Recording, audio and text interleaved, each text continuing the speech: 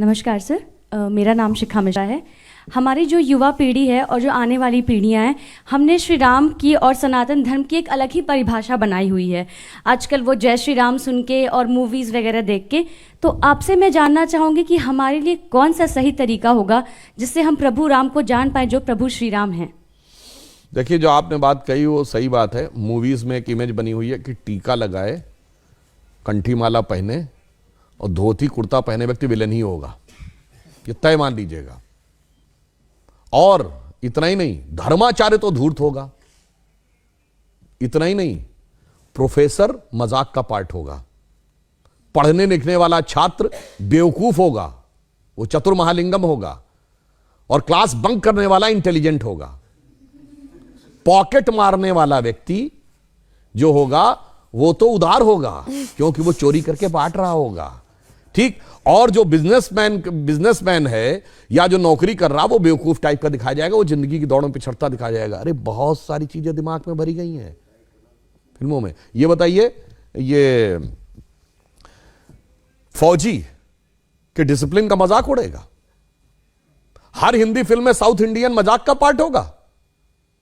हम लोग के जन्म के आसपास के जमाने की फिल्म वो कौन सी थी, पड़ोसन, मास्टर पिल्लई, एक चतुर नार करके सिंगार, वो भी मजाक के पार्ट होंगे। और अभी इधर कौन सी फिल्म थी, इसमें खजाना खोजने के लिए जाते हैं, जिसमें वो कहता है कि गोवा तक पहुंचने के लिए कितना टाइम लगेगा। उसने कहा जब तक नाम बताऊंगा तो बता देगा, श्रीनिवास, वेंकटेश, फलाना, अय्यर। उसका ही मजाक। भाई ये क्या है, उत्तर दक्षिण में लड़ाना है। हर फिल्म में सरदार मजाक का पार्ट होगा। बहुत बड़ा षड्यंत्र था ये, एक लेफ्टिस्ट एजेंडा था। और इसमें मैं ये नहीं कह रहा हूं कि इस फिल्म वालों ने जान के किया है, वो तो बेचारे खुद भी नहीं जानते। उनका माइंडसेट ऐसा कि उसके टूल बन गए। तो नई पीढ़ी ने तो बहुत कुछ ऐसा ही देखा है और ये बड़े करीने से उसके दिमाग में बैठा दिया गया है। अरे भाई, हम लोग ही बच्चे थे तो ऐसी बात रहती थी, बाबा आ जाएगा, झोली बाबा पकड़ के ले जाएगा, तो मतलब वो दाढ़ी वाला बाबा ही झोली होगा। और मैं किसी के प्रति अवमानना नहीं करना चाहता, मगर एक बात बताइए, कभी किसी मौलवी को नेगेटिव रोल में दिखाया गया हो तो बताइए। इवन आतंकवाद वाली फिल्मों में भी उसको कैरेक्टर रोल में दिखाया जाएगा। यह सोचने की बात है। एक ही फिल्म में, अमिताभ बच्चन जी की फिल्म है 1970 के दशक की, जिसमें जब उनकी भाभी आती हैं और या मां अगर उनको प्रसाद देगी, मैं नहीं लेता ऐसा प्रसाद, मैं नहीं मानता ऐसे भगवान को जो गरीब का पेट नहीं भर सकता, उसी फिल्म में 786 का बिल्ला उनकी जान बचाता है और उसको यूं हाथ से लगा रखते। सोचिए कैसे दिमागों में चीजें भरी गई हैं। इसलिए मैं युवा पीढ़ी से कहूंगा, इस जगत प्रपंच से बाहर निकलिए और ओरिजिनल अपने टेक्स्ट पढ़िए। विवेकानंद का साहित्य पढ़िए, स्वामी राम तीर्थ का साहित्य पढ़िए, श्री अरविंदो का साहित्य पढ़िए। गांधी जी ने जो बातें बताएं, आप सब ने शनि की 7.5 वर्ड सुना होगा। ये 7.5 का मतलब क्या होता है? शनि एक राशि पे 2.5 साल रहता है और वो इतना शक्तिशाली, जिसे ढैया कहते हैं आप, एक उसकी इतना शक्तिशाली होता है कि एक राशि आगे और एक राशि पीछे तक इंपैक्ट रखता है। यानी कोई बहुत पावरफुल है तो उसका इंपैक्ट एक स्टेप आगे एक स्टेप पीछे, तो 2.5, 2.5, 2.5, 7.5। तो कहते हैं ना, पहली ढैया, दूसरी ढैया, तीसरी ढैया। 12 राशियां हैं तो टोटल कितना हुआ? 12 × 2.5, 30 ईयर्स। तो शनि का रोटेशन साइकिल 30 ईयर्स है। भगवान राम के भी तो 7.5 लगी थी, कहा था तो बन गए थे। तो 2.5 साल मतलब 30 साल का रोटेशन साइकिल शनि का है। ये तो हमें हजारों साल से पता था, इनको कब पता चला? अभी 100-200 साल पहले। और ये बताते हमको, हम साइंटिफिक थे, तुम नहीं थे।